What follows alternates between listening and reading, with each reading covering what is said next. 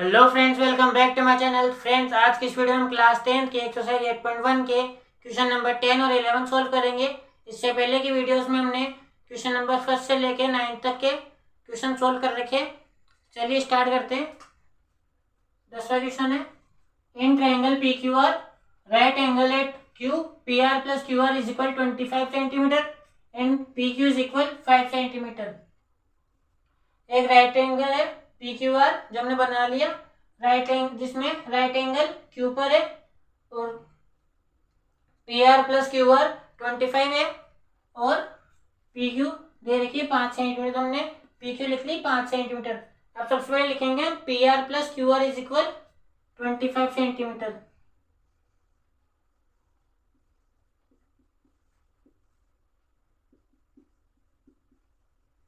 इसके अंदर हमको साइन पी, कोस पी और टेन पी की वैल्यू फाइंड करनी है।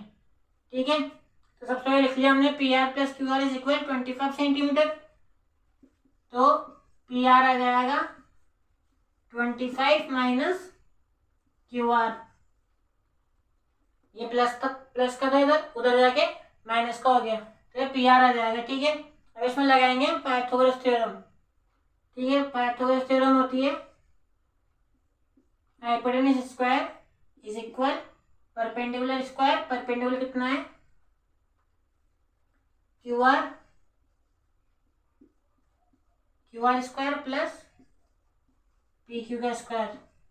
ठीक है, अब इसमें वैल्यू रख देंगे। पी आर की वैल्यू आई है मेरे पास 25 माइनस क्यू आर। यहाँ रखेंगे 25 माइनस क्यू आर का whole square is equal Q R का स्क्वायर प्लस पी क्यू कितनी दे रखी है 5 सेंटीमीटर, तो यहाँ पे आ जाएगा 5 का स्क्वायर। ठीक है, अब इस होल स्क्वायर को हम खोलेंगे, जो आएगा 25 का square 625 625 minus 50 Q R plus Q are square equal में आएगा क्यू आर स्क्वायर प्लस 25। तो क्यू आर स्क्वायर से क्यू आर स्क्वायर कट जाएगा। ठीक है, ये जो माइनस का 50 क्यू आर है ना, इसको हम भेज देंगे उधर, ये हो जाएगा प्लस का, और ये 25 है ना, इसको भेज देंगे इधर, ये हो जाएगा माइनस का। यहाँ कर लेते हैं इसको, ये हो जाएगा 625 माइनस 25 इज इक्वल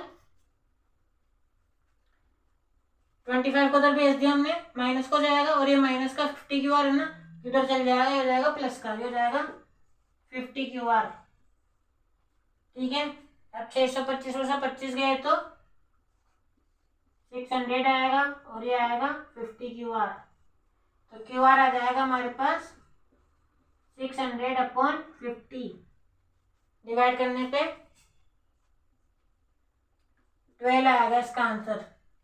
ठीक है, तो क्यू आर आ गया हमारे पास 12। ठीक है, अब क्यू आर 12 है तो पी आर निकाल लेंगे हम, यहाँ पे रख के इसकी वैल्यू, तो आ जाएगा 25 माइनस 13, ये हो जाएगा 25 माइनस 12, हो जाएगा 13। ठीक है, अब हमारे पास सारी साइड है, परपेंडिकुलर भी है, बेस भी है, हाइपोटेन्यूज भी है। ठीक है,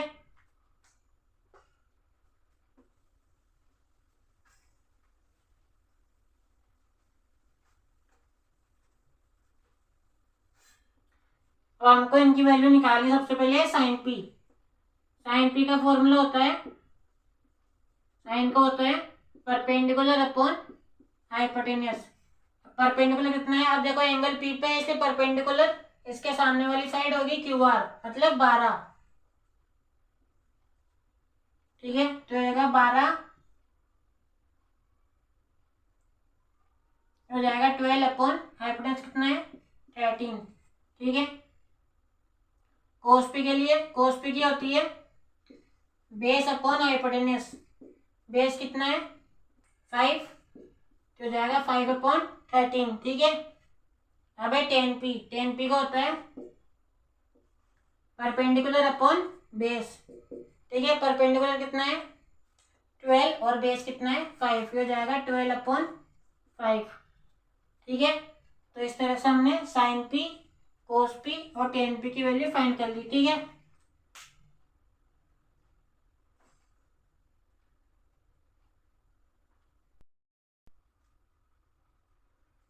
तो 11th क्वेश्चन है हमारा, ये ट्रू फॉल्स वाला क्वेश्चन है। इसमें हमको अपने आंसर को जस्टिफाई भी करना है कि यदि कोई, अगर ये ट्रू है तो क्यों है और फॉल्स है तो क्यों है, रीजन भी देना है, ठीक है। चलिए देखते हैं। तो फर्स्ट है the value of 10a is always less than 1। 10a की वैल्यू हमेशा 1 से कम होती है। तो चेक कर लेते हैं अभी। 10a की फॉर्म होती है परपेंडिकुलर अपॉन बेस। अगर कोई ट्रायंगल है, राइट ट्रायंगल है, उसमें मान लो परपेंडिकुलर 12 हो जाता है और बेस 5 हो जाता है,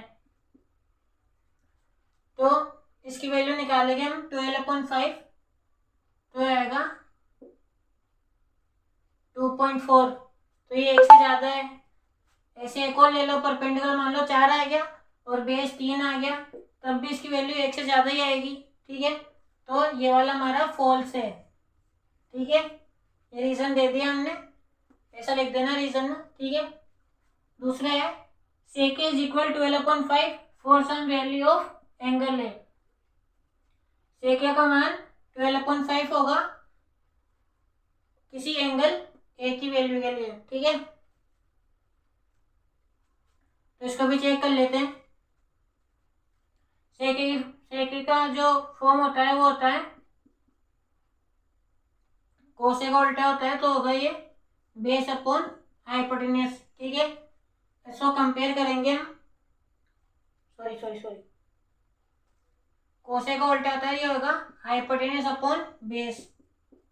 यहाँ पे दे रखा है 12/5, ठीक है।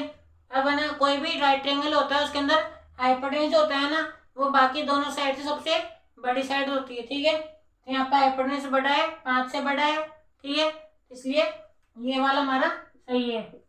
आंसर में ये लिख देना, बिकॉज हाइपोटेन्यूज इज लॉन्गर या ग्रेटर देन बेस, ठीक है।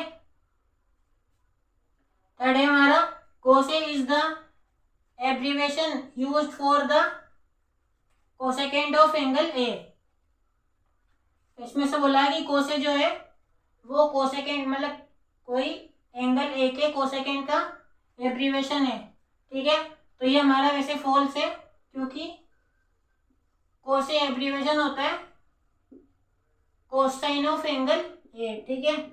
और कोसेकेंट का एब्रीविएशन होता है कोसेक ए, ठीक है।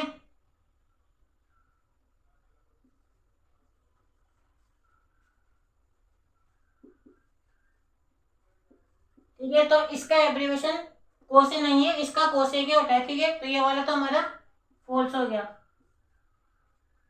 फोर्थ है cot A is the product of cot and A, कि जो कोट ए जो है ना वो कोट और ए को मल्टीप्लाई करने पे आता है, तो ऐसा नहीं होता। कोट ए खुद एक सिंगल टर्म है या खुद एक सिंगल वर्ड है, ठीक है। ये कोट और ए आपस में मल्टीप्लाई नहीं हो रहे, ये एक सिंगल वर्ड है, ठीक है। तो ये वाला भी हमारा फॉल्स हो गया। अब पांचवा है sine theta is equal 4/3 for some angle theta. मतलब किसी एंगल थीटा के लिए साइन थीटा की वैल्यू 4/3 हो सकती है। तो इसको देख लेते हैं। साइन थीटा की फॉर्म होती है परपेंडिकुलर अपॉन हाइपोटेन्यूज, ठीक है। इसको कंपेयर करने पे परपेंडिकुलर आएगा 4, हाइपोटेन्यूज आएगा 3। अब मैंने ये बताया था कि किसी भी राइट ट्रायंगल में हाइपोटेन्यूज जो होता है ना वो परपेंडिकुलर और बेस दोनों से बड़ा होता है। अब यहाँ परपेंडिकुलर 4 आ रहा है और हाइपोटेन्यूज 3 आ रहा है, तो परपेंडिकुलर हाइपोटेन्यूज से बड़ा हो गया यहाँ पे, इसलिए ये भी फॉल्स हो जाएगा, ठीक है। यहाँ लिख देना false, true, false, false, false, ठीक है। ये रीजन बता दिया मैंने। तो इसी के साथ आज की एक्सरसाइज 8.1 खत्म होती है।